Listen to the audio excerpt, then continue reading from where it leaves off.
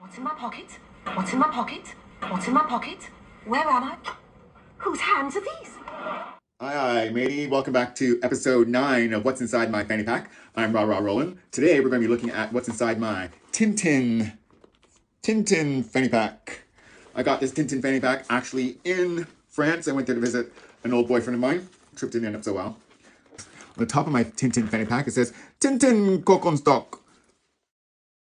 Now, Tintin, for those who don't know, was the main character in a comic series called The Adventures of Tintin, which was created by a Belgian illustrator in 1956. This particular series was called Coq en stock, which in French translates to English to be coq on board. They decided not to use the English translation of it because people would get confused with either Coke being Coca-Cola, the drink, or Coke, the powder. So they changed the name to be the Red Sea Sharks, which it sort of made sense because it was dealing with what was going on in and around the Red Sea, what was happening in Africa, what was happening in the Arab world. When this issue came out, it did cause a bit of controversy because of what it actually dealt with. So in French, as I said once again, is coq en stock, translated literally to English means coq on board. So it means something is on board.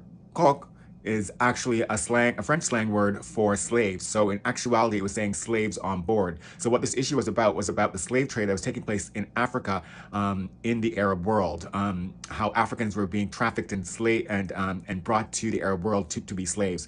It was controversial at the time because here was this comic series that millions and millions of French-speaking kids and youth read every day that was dealing with real-world, serious problems like the African slave trade. But years later, it would be controversial again as people began to pick apart how the Africans were actually drawn and illustrated.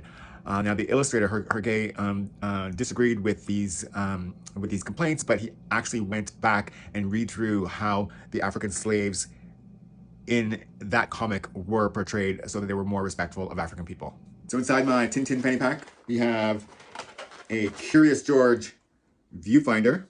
I have a collection of viewfinders, in case you're wondering.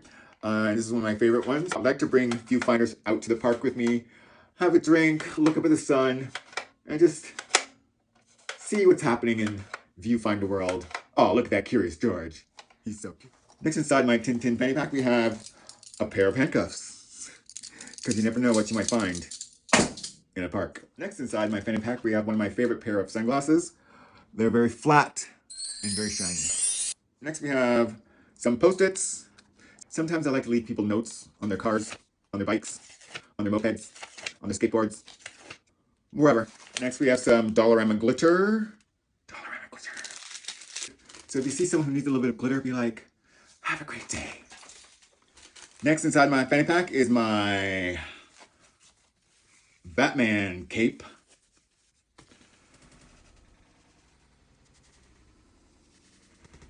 And of course, to go along with my Batman cape, we have my Batman mask. When in doubt, always be Batman.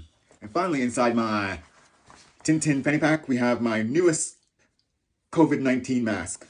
I got this a couple weeks ago. I really liked it. It looks like a handkerchief. Red hanky. Look it up. I'm not into it, but that's what it is. Stay safe. And this is what's inside my Fanny Pack for today. We'll see you next week for episode 10.